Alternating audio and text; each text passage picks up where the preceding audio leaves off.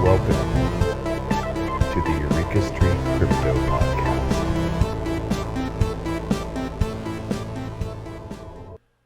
Good morning, everybody. I'm Eureka John, and you're at Eureka Street Crypto, broadcasting from Leander, Texas. It is 6:10 in the morning on a Saturday, July 30th, 2022.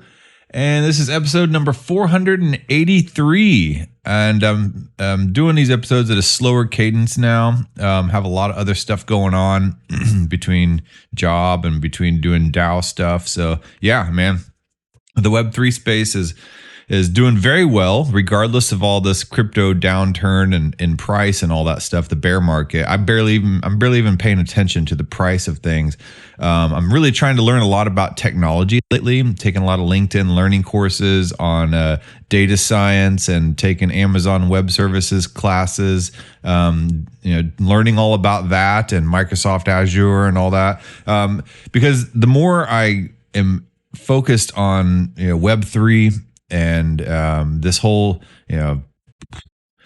crypto space, the more I'm realizing, and the more white papers that I've read on a lot of these altcoin projects, is how much I don't understand about computer information technology. And if you're really going to understand a lot of these crypto projects, you really have to understand the infrastructure of it all and about data and there's lots of things coming out that are fun, like NFT games, and DeFi is fun to learn about. And I've been completely stoked with this entirely new open world and what crypto represents, about the whole idea of being autonomous and sovereign and financially free, and being able to circumvent the credit systems and the banking systems, and the whole idea behind that, and the whole idea of the central bank digital currency being ushered in, along with AI and a social credit score and things like that. And us being able to take our freedom and our privacy and our data in our own hands, and being able to circumvent this oppressive system that is being imposed on us, and giving us an alternative route. However, that does not come without risks. And this is the Wild West in the Web3 and the crypto space.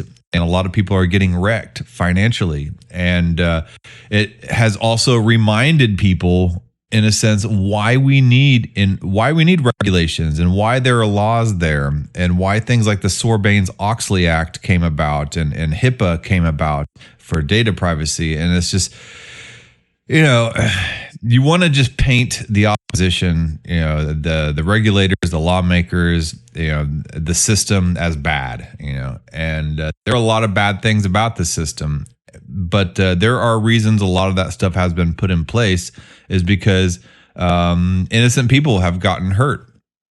So I don't want to be polarizing and just take one side of things. I want to try to step back and learn and look at the big picture. And I think that's really important. And that's why I'm taking these courses about data science on LinkedIn, and why I'm learning about Amazon Web Services, to get a better understanding, and also to help me not get rug pulled by a lot of these altcoin projects and stuff. I don't think it's all a Ponzi. I think that a lot of people have good intentions, and they're really trying to push the limits and learn and learn for themselves, but put out products that are trying to build upon Web 2 systems, and to decentralize some good aspects of Web 2 systems. And it's a lot of experimentation in the space. So you can't just discount innovation and experimentation just because there are some bad eggs out there. And there are a lot of grifters in the crypto space. Don't get me wrong. Never introduced the show. This is my video blog. and my crypto brain dump in the morning of all the news and things that I learn in the space. This is my sandbox to be able to play around with audio visual type of stuff. And I've learned a whole lot since I started this in October 24th of 2020. And then this is my message in a bottle to other Web3 and crypto folks out there, and to anybody else who just wants to know what I'm doing lately. So yeah, even people that I know in real life. Hey, so here's me on the other side of the screen. Yeah, and this is what I do in the mornings. I don't sleep in anymore. I don't stay up late at night. I just kind of hunker in my house and hang out with my kids and skateboard every once in a while and learn about crypto. So, and Web3. I don't even like saying the word crypto anymore. It's so loaded with negativity. Web3 seems to be kind of where a lot of this stuff is going. We've had Web 1, which was the static internet that you knew from the 90s, or I knew. I mean, a lot of you are younger than that. But I remember when it first came out, and I was a teenager at the time. And I kind of understood that it was kind of a big deal. My parents, set up the, AOL in the house, that went through all the motions on the modem,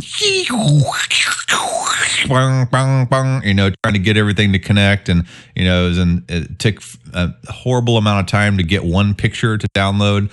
All the websites were presentation only. They showed you information. So it was a one-sided transaction. That's Web 1.0. And then Web 2.0 came about, and it allowed you to input information like to create a MySpace page. You upload your photos, you upload your profile information, you can upload your pics and share daily stuff. And, like Facebook now, people taking pictures of their food and, whatever, bitching about their boyfriend or girlfriend, publicly letting all their dirty laundry out. That's Web 2.0. And it allows a dynamic interchange between the client and the server, between you and wherever all that information is being held in some data warehouse somewhere. But it's all owned by whatever platform you put that on. And it's owned by Facebook or Twitter or Instagram or TikTok or whatever. And that's Web 2.0. So now we're going into Web 3.0, where all that information is being decentralized, where you can own your data and you can own your photos and your likes and your comments. And all of that has its own metadata and tags to it. So it doesn't just live on a page in a server. It lives everywhere. And you can put that in your wallet. And you can go from social media site to social media site to social media site if you want, or any other type of Web3 site. And you can take your information with you, and you can choose to let that site have certain parts of your information, and you have control of that data. So that's kind of what Web3 is, and that's where we're going. However, it's been a rough road getting there. It's a new space. It's the birth of the internet all over again. And originally back in the early days of the web, anybody could put up a website. And that was kind of a decentralized web, and it just wasn't advanced. It was like it's like an 8-bit video game pic graphic. And now we're, trying to do 3D graphics on the same type of platform, So, yeah. Anyway, so I don't know where to start here. So let's go over here to this project I recently got rugged on. I discovered this last night. Freaks and Guilds is a play-to-earn game that I have been playing for a while. Not really being super active with it, but every once in a while I'll go in and I'll just like poke around, and I'll do a battle, which is where I'm waiting for the page to load, but it's where you basically you buy the NFTs to play the game. And you go in here and you can build a team of NFTs, and then you do battle of your characters versus somebody else's characters. It's pretty much a standard, kind of card-based game where you have certain characters with certain attributes and powers, and then you go to battle against somebody else. And if they, if their combination of characters beats yours, then, you lose your cards or something like that.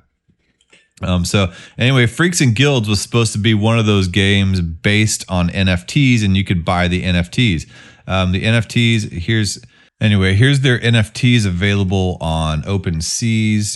There's trolls, fairies, ogres and stuff like that. I mean, I know it's really childish, but hey, man, I liked it. A neighbor friend of mine, showed me this game, and I was like, cool, man. So I've bought some of these. I minted them when they first came out, and the game rolled out, and it rolled out successfully. It was pretty popular. I even did a couple episodes on it way back in the day. And, just casually here and there as I've been going along, I've been buying these NFTs on OpenSea, and I've been logging in and going into these battles, taking those characters that I just showed you on OpenSeas. This one takes... it takes 7 freaks to enter this battle here and 5 freaks to enter this battle, and you get rewards. You get the freak bucks and the stamina potions, and you can go in here to the Well of Souls, and you can, fuse your characters together to create really powerful characters. And you can go, hunting, which is kind of basically, staking your NFTs, and you earn freak bucks and potions and stuff like that as a reward. But there's a chance that they could, have the hunting mission fail, and So yeah, I mean, it's a pretty interesting game, and I've enjoyed playing it. But there has been an issue. Like, for instance, let's go here to enlist, and I get a warning pop up right there in the top right hand, say you should select 6 tokens. Well, the screen only said 5 tokens, and I was like, what the heck? And this happened on all of them. So I just went in and I bought 5 more NFTs yesterday. Luckily, they're not really expensive. They're pretty cheap NFTs in order to play this. And I was getting this error message pop up. And so I went over here. To the Discord server, and I started seeing, a bunch of arguing on the Discord. And I'm like, oh no. They're arguing about something being on somebody. And then they're saying, I have no answers here either. People are not getting answers to their questions. There hasn't been any moderators on the chat. They're saying, I've modded before. I've been in their shoes. Sucks when you're trying to hold something together and the team is just straight shite. So apparently there's been no moderators on there. There's been no contact from the team who would normally go in and hang out in the chat quite a bit. So oh boy, back where we started. So we went from rug, no rug, rug, no rug, rug. Then last thing was no rug. Now rug again. And then somebody else said, I wouldn't call this a rug. They didn't take the mint money and run. They tried. They just got in over their head with how to handle all the issues that were happening. They made a game, just completely effed it up along the way. They don't seem to be interested in trying to resolve any issues. They are completing what roadmap they have, so there's no legal issues with not delivering on promises. I was like, oh no. And I get this sinking feeling in my stomach that I've felt before. Whenever you realize that a project is absolutely tanking. So, you get people trying to justify, saying, it's okay that I wouldn't, they tried, they got in over their head. I've heard all this before. And then someone else is in denial. I never would have pegged this project team to handle like this. And then someone else said, for real, I call total BS on this. They're sitting on a couple $100,000 each and don't want to invest it in the game. That is our money, not theirs. They didn't earn it. That's the biggest problem with this space, and why the free mint model is actually the best. Even though some of the better artists are still rejecting it. So the artists want to get paid for their work, but then you have this team that has built the game and the developers that are running off with the money, based on people buying the artist's work and these NFT projects. All right, so yeah, it looks like a slow rug. And what is a rug pull? A rug pull is basically whenever you have developers create a project and they sell the tokens or they sell the NFTs and they promise a bunch of great things. And then once all those tokens have been sold and they have the Ethereum or the USDC or whatever cryptocurrency that is really liquid in their little multi-sig or not even multi-sig wallet, a lot of times, they suddenly drop all communication. You'll start seeing their profile pics disappear. You'll see their Discord servers inactive with the team. You'll start seeing their Telegrams drop off, and no sign of the developers whatsoever. And that is a rug pull, and you're stuck holding these tokens. There's an entire project called Rug Zombie that does nothing but takes all these old NFTs and tokens and stuff like that from these rug pulled projects and they create other cool NFTs out of them just to kind of recycle rug pulled projects. So this is pretty common in this space. So yeah, people are all pissed and they're in denial, and they're tagging the people on the game team. So somebody else said, yeah, Drogo hasn't been around since people were supposedly threatening him through his mom's church or group or something. I'm not sure why they're surprised. It's like they think they can just cash out and not even try to address their community and think people will just be like, oh, well, I didn't want that few grand anyway. Hope the team has a good life. They deserve it. So somebody else made a good poignant comment of kind of more what I'm trying to talk about here.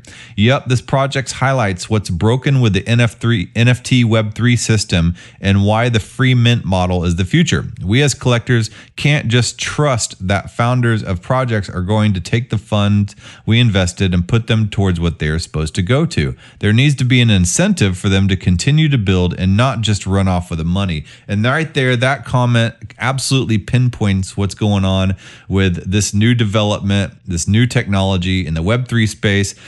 Even if people do come in with good intentions, once people get money in their hands, it's insane how greedy and lazy people can get, and their change of mind. It's almost like a change of chemistry in the brain, and there's no incentive for them to continue building. If they have $500,000 in their bank account, when before they were eating Totino's pizza in their mom's basement, so.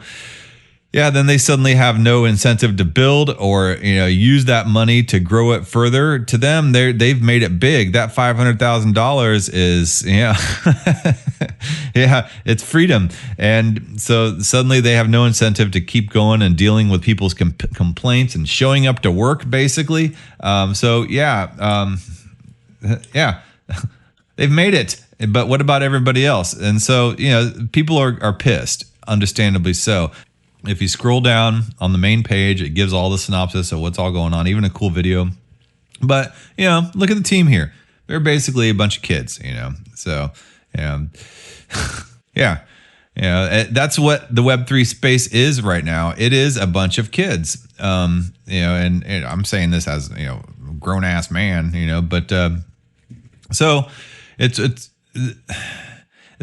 they don't have the maturity, I guess, to handle a lot of, this type of stuff. Or maybe they came in there with the idea of scamming people. I don't think so, because I was in this Discord server at the beginning, and I think they intentionally wanted to do it, and then they sold out all their supply, and they sold out all their celestial keys, and they got all that money, and they threw this big party, that nobody really asked for or whatever, kind of a douche canoe type of party in Miami. And, and then the game continued on for a little while longer. And then now here they are. There's been some technical issues and people have been bitching at them for a little bit.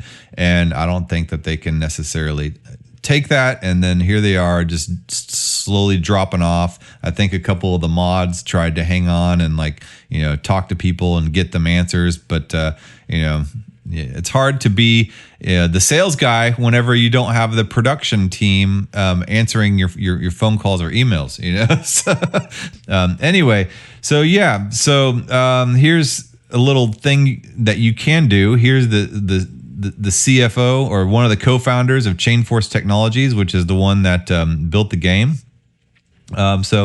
But everyone that has been scammed should go to this page and file complaints about this project. And it gives the details right here. All investor victims of the Baller Ape Club, Empire X, TBIS, and Circle Society schemes are encouraged to visit this webpage, justice.gov/criminal-vns/crypto-enforcement. To identify themselves as potential victims and obtain more information on their rights as victims, including the ability to submit a victim impact statement. I don't know, man. Victim, I'm not sure is the right word. We all come into this Web3 space right now with, sure, dreamy pie eyes, but the reality is this is an unregulated space. So I don't know, you take your own risks, but there has to be something besides just do your own research. So there's somebody in the Bankless DAO and that wrote a really interesting article, and that pertains to specifically this type of behavior, and is written by Samantha Marin. And the article is called "We Made the Internet Hard Again." Okay, so I will basically read this. It's a good article. I think it's worthy reading. So Web 2 was easy. Web 3 isn't. So she says, we made the internet hard again. The early internet was kind of a rocky start with dial-up and no search engines until the advent of broadband. You had to dial up the internet and wait for it to answer. It was expensive, time-consuming, and not that fun. Then came Web 2, the era of user-generated, participatory, and interactive sites. Web 2 has some issues, primarily related to the influx of multinationals who saw the opportunity inherent in a two-way internet and developed platforms to collect user data, thus making users the product, right? And Facebook, MySpace, your data, their property. And then they get to target you for ads, and they make tons of money while you make nothing. So anyway, but we can't deny that Web 2 did something magical. It made the internet easy to use. Yeah, Facebook's basically the trailer park of the internet, because any old person could use that, and even a crackhead could use Facebook. It's like, so Web 2 made it possible for anyone in the world to access and interact with knowledge, resources, bank accounts, online classes, encyclopedias, social networks, side hustles, full-time jobs, inspiration, and healing. This was a breakthrough for user adoption. The biggest players in the Web 2 space prioritized user experience, which is UX, is the abbreviation for it. First, they did that first, ruthlessly designing platforms that made the internet fun and easy, not a confusing corner for tech nerds. And if you've seen things like Snapchat and TikTok, that's why kids love it, because it's super easy and fun to use. You see little girls doing their dance pieces to their favorite songs, and it's just fun, And so anyway, the better the UX got, the more people around the world embraced the web. Web UX makes it better makes it easier to use sites when you're pressed for time or just don't have a strong enough connection to take the time to click all over the site. Trying to figure out what to do next, especially in countries reliant on mobile phones, all over Africa. They have, basically a lot of people live in huts with goats, and they still have, mobile phones and smartphones,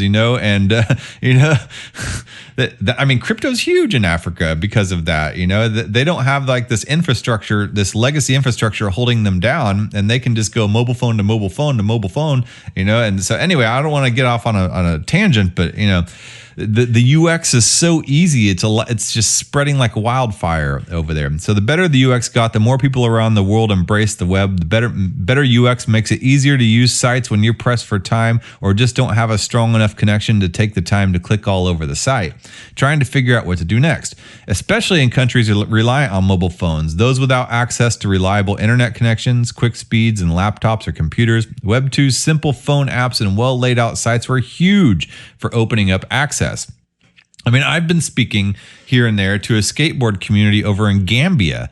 Like literally the guy's being hit by monsoons or whatever, big storms, and barely has power a lot of the time, but the guy can still manage to get on Instagram and talk to me. It's crazy. So anyway, this chart shows the rate of internet adoption by country. Look at the massive spikes at the onset of mobile and better UX with Web 2. Right here's the developed nations, South Africa, Kenya, and Iran from 2000 all the way over to 2010, where you start seeing the spike in usage. And these countries that don't really have a whole lot of infrastructure, suddenly you see a spike in the web usage right when Web 2 started hitting around late 2000, early 2000 to 2010. So now fast forward to 2022. I worry that Web 3, the internet of ownership enabled by cryptography and blockchain technology, we're going backwards. Good point, Samantha. So if we throw out all of our learnings from Web 2, including more than 2 decades of user experience insight, we're not going to build a better internet for the world. We're going to build an internet for the wealthy, whether wealthy in money, time, or education. Yeah, and there are more than one type of wealth. It's not just about money. There are a lot of people that might have a lot of money, but they don't have any time at all. So they're kind of a plebe in their own right. So time and education too is wealth. So Anyway, I'm not here to build that. The problem is Web3 is not designed for everyday users, and it's shaping up to be a tragedy. Web3 ain't easy. When will it be? She says, I want to give the world access to decentralized financial tools, permissionless voting via smart contracts, and verifiable ownership of digital assets. But it's not going to happen if we don't pause long enough to recognize that we're doing something irreversible and unnecessary, making the internet difficult again. There's a tweet here that she screenshots. We must build for the average user, not for DeFi native Etherscan super user. And we don't have that luxury anymore. And yeah, and that is a huge thing. It's just the UX sucks. MetaMask is hard for people to learn. The whole idea of public and private keys are Etherscan. Looking at it, you're just kind of like overwhelmed at first. You don't understand what all that stuff is. So anyway, she says, I don't mean to attack the developers or tell anyone in Web3 what they're doing, that they're doing bad work. Right? The reality is we probably need to go through these growing pains to get where we want to go. Web 1 had to go through this too. But right now, Web3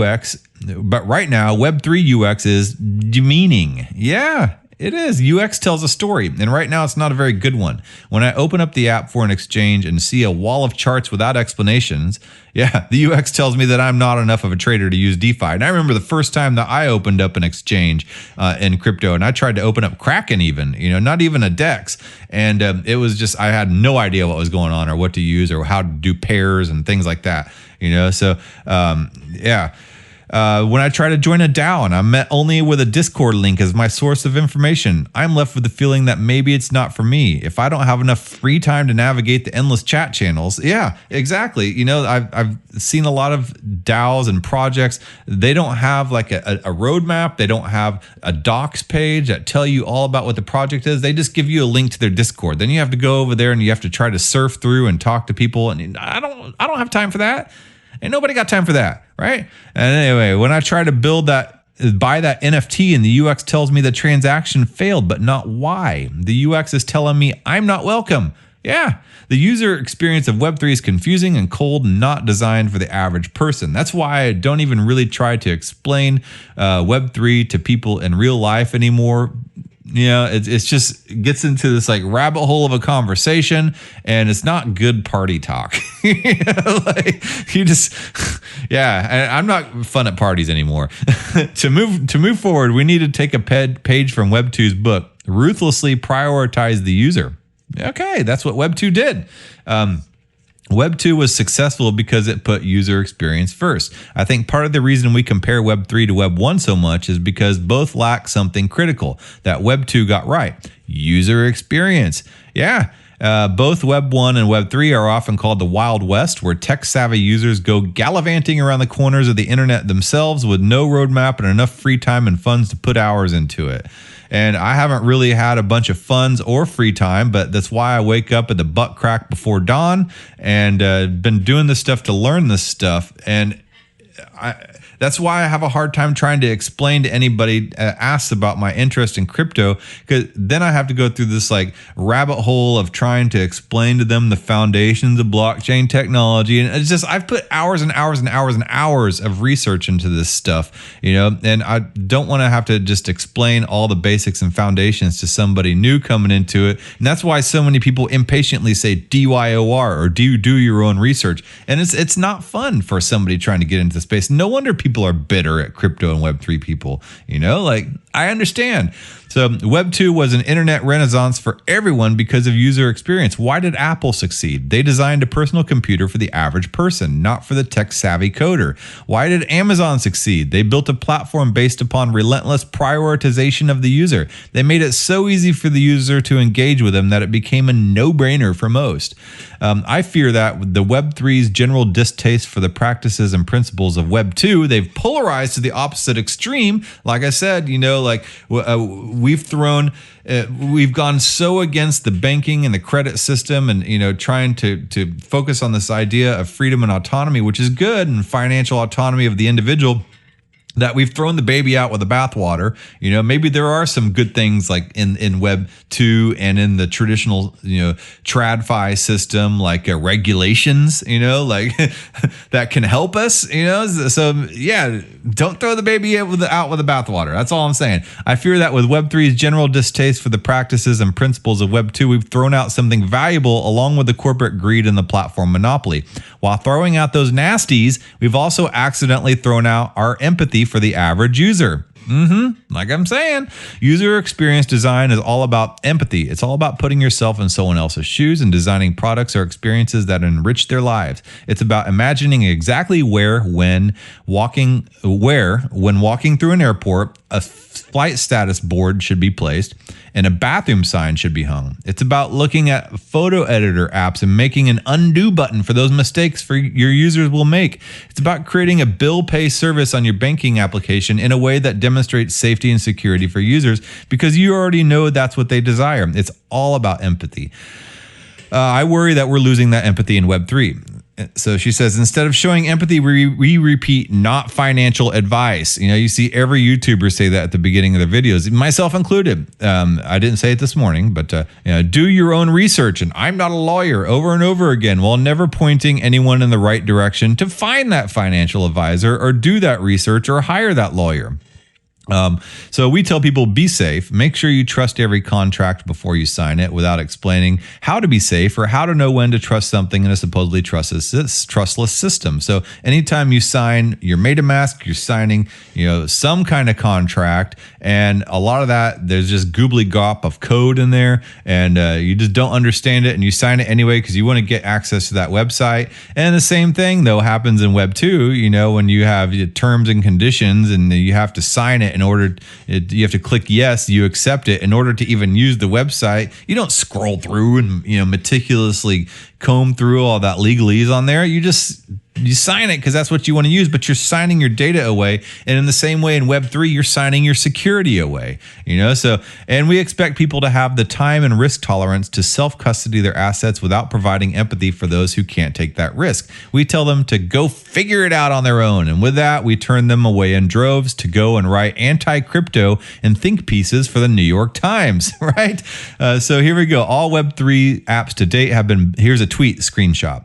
All Web3 apps to date have been built with the crypto native user in mind. The next generation of Web3 apps will be built for the rest of us. Mobile UX, modular UI, composable primitives, portable assets, identities, human readable activity, and tech abstracted away.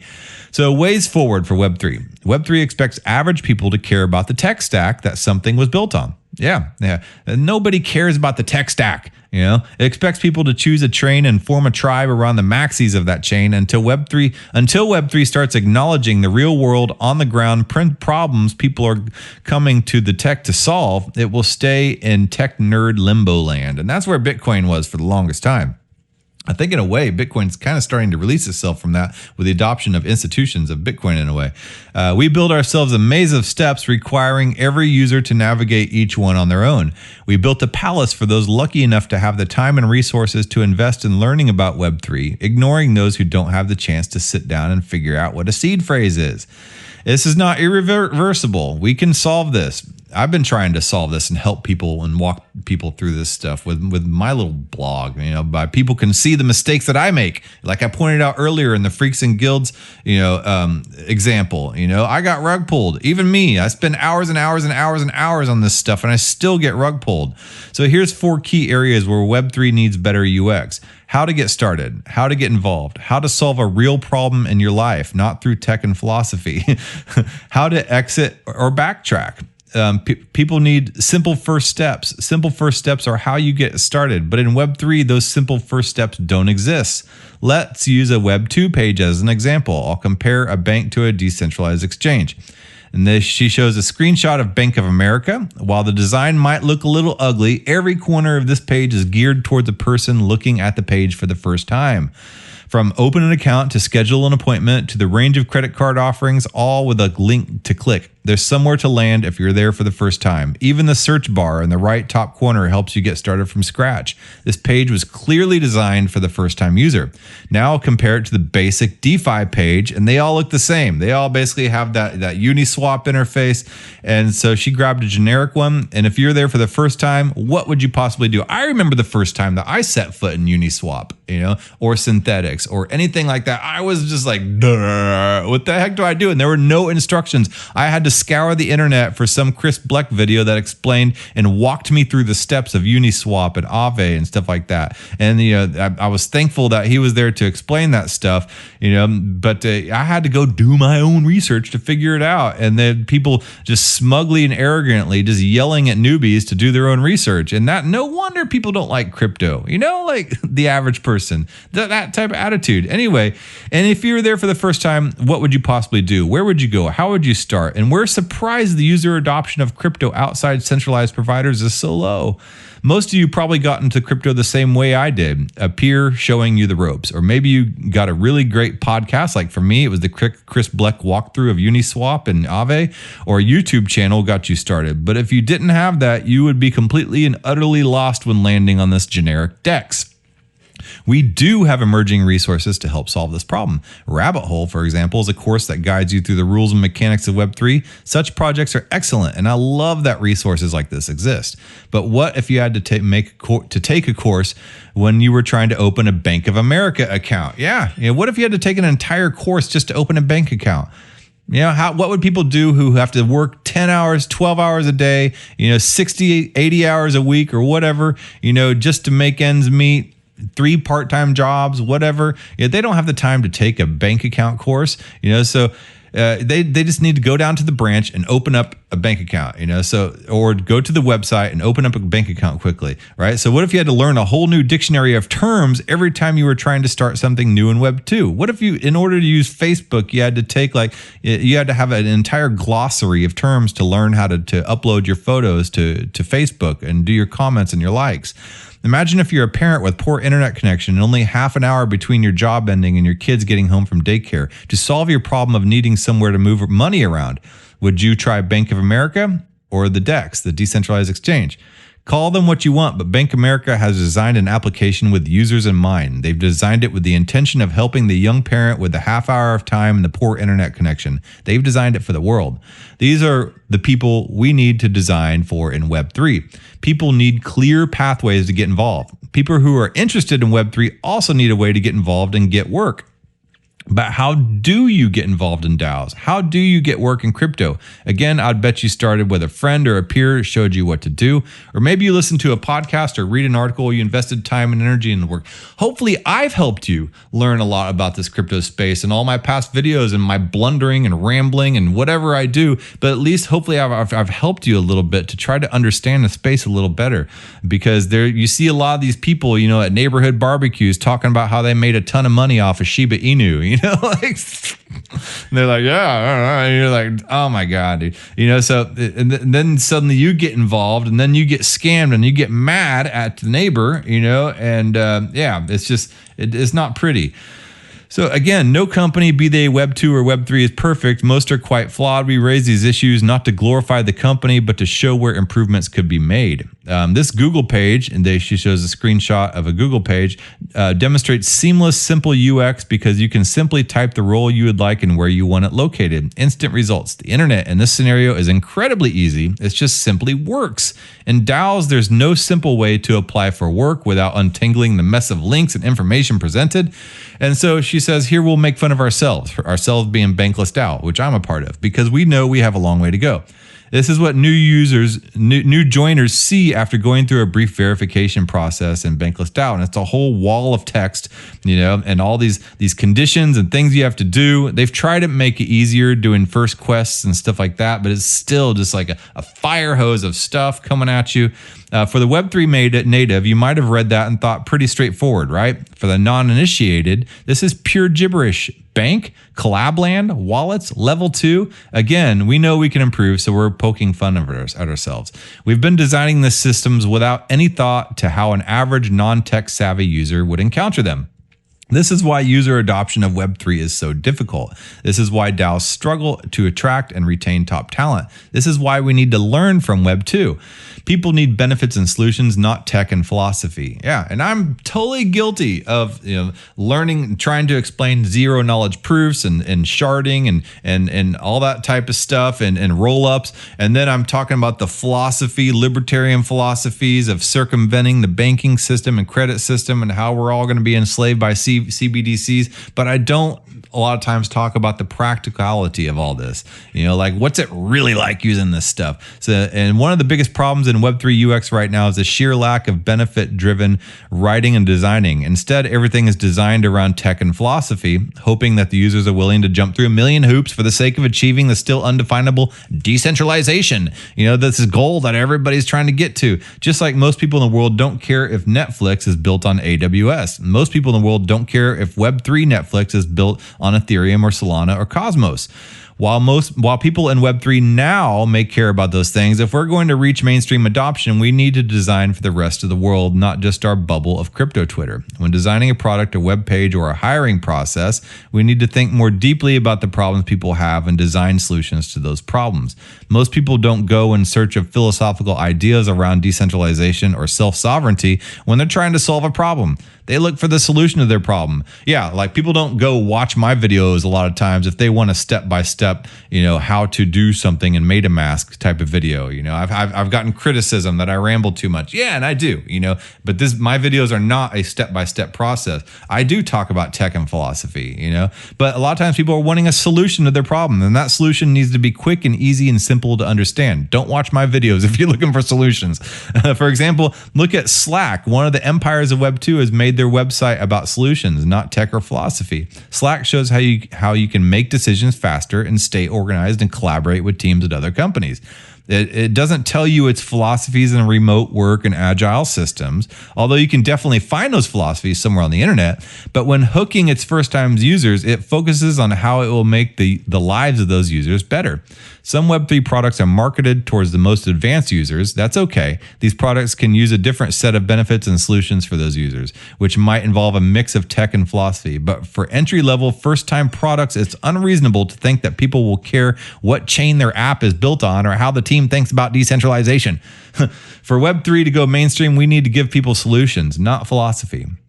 People need empathy when something goes wrong. One of the primary principles of UX is to always provide an exit route. Unfortunately, blockchains don't have an exit route. Transactions are irreversible. But that doesn't mean we can't offer empathy when something goes wrong or make sure we design for users who might be buying a transaction for the first time. So she gives all these 10 usability heuristics. I'm not going to go through those right now, but using crypto and Web3 should not feel impenetrable to first-time users. They should not feel lost in the dark about transactions they're making. They should feel comfortable trying something without needing a knowledgeable peer to show them how. If we don't give empathy to users by providing them with an exit route or explaining why there isn't an exit route, then we're going to lose the user adoption battle. One way to do this is by making an empathy map, which is a way to identify what a user says, feels, thinks, does, and when performing an action. And so she gives an example here of an empathy map. The link is in the video description. You can go take a look and see the visual graphics and muse over it all you want. Creating an empathy map can help designers understand where the users are when they are using the product. It can help us build in exits in case something goes wrong and provide reassuring messages and tooltips when they're unsure about where to go next. It can help us design for real humans who make real mistakes and have real fears and doubts and questions. Or even better, we can take things one step further and ask non-tech savvy users to test our apps and products. We can reach the general public and run experiments with them. So I say that a lot of times in my videos. I've been kind of a non-tech savvy user on a lot of these projects. The teams, and I've received some criticism from people on some of the teams that I've represented their project incorrectly. Well, first of all, I'm not trying to represent your product. I am one of these non-tech savvy users going through trying to learn your product. So learn about me trying to look at your product and project for the first time. Like any wise team would probably see that, rather than me trying to represent their product. That's not what I'm trying to do. I'm trying to learn it. And so anyway, we can bring the principles of user research to test a product with the real users early and often into Web3 product development. We don't need to reinvent the wheel in Web3. We just need to ensure the wheel runs smoothly. So she says, I'm here to build a better internet, not a harder one. I don't want a hard internet again. I'm not here to build that. Me too. All right. Okay. We're on the same page, Samantha. So in fact, I'm here to build an internet that's even easier to use than Web 2. I'm here to build an internet where you can join a DAO and get work without months of channel scrolling and lurking. I'm here to build an internet where anyone in the world can swap tokens and make payments without jumping through hoops and getting stuck behind legal restrictions. I'm here to build an internet that is truly equitable for all. If you struggled with getting started in Web3 in any way, know that you're not alone. Don't blame yourself. It's an entirely new world that is filled with technical jargon and confusing apps. And I'm right there with you. I have 483 episodes of me trying to go through technical jargon and confusing apps, and this is my experience of it. And you'll see ups and downs and frustrations and me making a complete fool of myself and successes. So if you'd like to join me, or if you found this post helpful, please share it with a friend. Web3 is a movement, and it needs more than big philosophical ideas to take off. It needs true empathy for the average user. It needs empathy for people like you and me. So thank you, Samantha Marin, for publishing this article. This is a really good article, and it really does, I believe, hit the nail on the head as exactly where we are in Web3. Oh man. So yeah, with everything that has gone on with the Celsius stuff, the whole idea of accredited investor kind of looks better and better as well, even though I've ranted and raved about it. And so, yeah. But yeah, I'm glad that somebody really just put this in words and verbalized it, so maybe not vocalized it, but verbalized it. Anyway, that being said, I've gone on quite a while today. I just, a lot of things have been building up, and I have been kind of overwhelmed with what to talk about. And this is one of those things, because everything is getting really difficult right now is in the Web3 space, and trying to explain to people that even though the market and the crypto price is down, there's still a lot of amazing things going on. And how do you put that in words? This has been perfect. All right. Well, yeah. That being said, I'm going to go enjoy my Saturday, and you all, please try to enjoy your weekend as well. So yeah, do something nice. Have fun. Go get some vitamin D out there in the sun. All right. I'll talk to you later.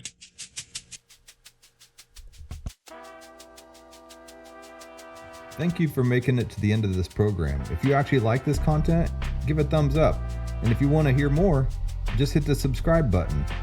I'm available on YouTube, Odyssey, and BitChute, and on all the major podcasting platforms in audio version.